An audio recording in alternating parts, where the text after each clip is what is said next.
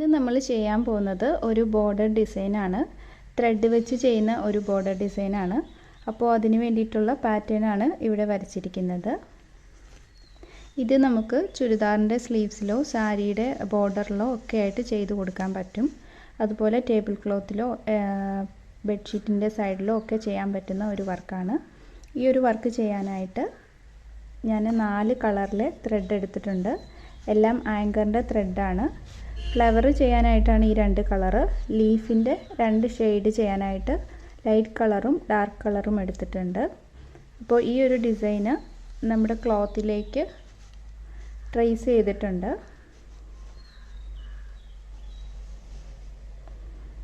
ഈ വർക്ക് എങ്ങനെയാണ് ചെയ്യുന്നതെന്ന് നമുക്ക് നോക്കാം. ആദ്യം ലൈറ്റ് ഗ്രീൻ കളറിലെ ത്രെഡ് എടുത്തിട്ടുണ്ട്. ഈ കാണുന്ന പാർട്ടിൽ സ്റ്റെം സ്റ്റിച്ച് ചെയ്യാനായിട്ടാണ്.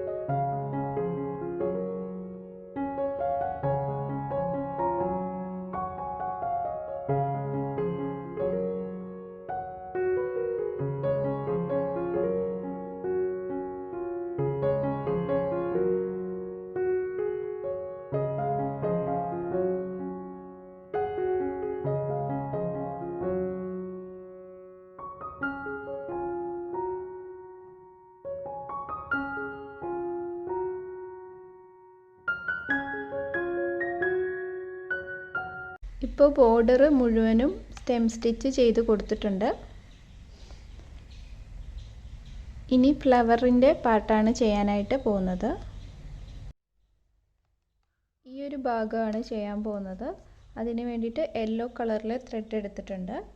ബ്ലാങ്കറ്റ് സ്റ്റിച്ചാണ് ഈ ഒരു ഭാഗത്ത് ചെയ്ത് കൊടുക്കുന്നത്. ത്രെഡ് മുകളിലേക്ക് എടുക്കുക.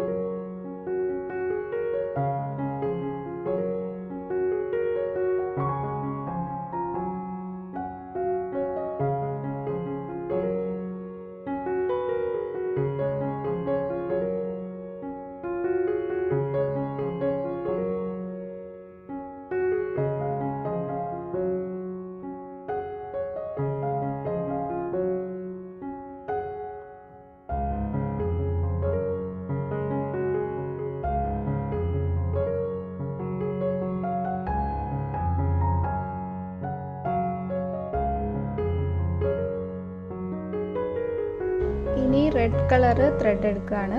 ഈ ഒരു ഭാഗത്ത് ലേസി ഡേസി സ്റ്റിച്ചാണ് ചെയ്ത് കൊടുക്കുന്നത്. ഈ ഒരു കോർണറിൽ നിന്ന് ചെയ്ത് തുടങ്ങുകയാണ്.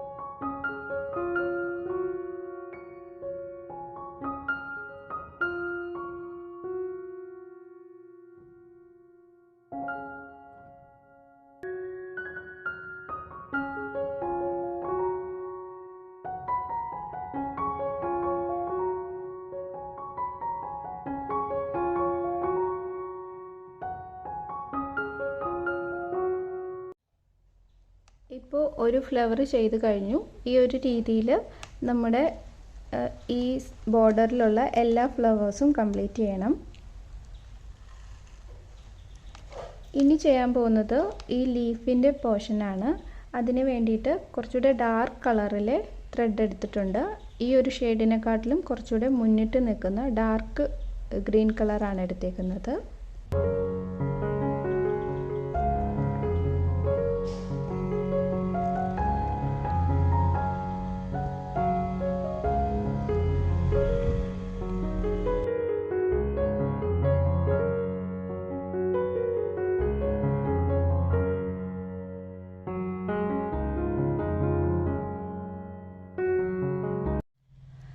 ഇതാണ് നമ്മുടെ ഒരു ഫ്ലവർ കോമ്പിനേഷൻ.